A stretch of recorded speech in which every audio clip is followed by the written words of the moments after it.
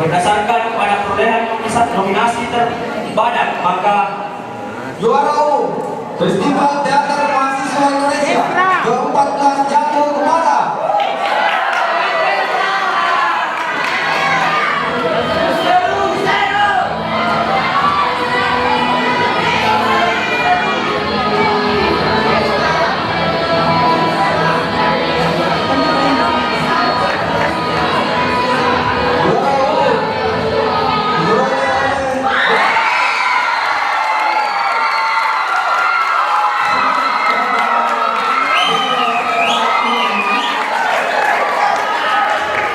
kami mengucapkan dengan kepada ayah anda wakil dekat 36 dari Manila pada Bapak Dr. Abadi MPD MED PhD serta Ketua Umum Komunitas Seriaga untuk memberikan piala bergilir kepada juara umum ke-14.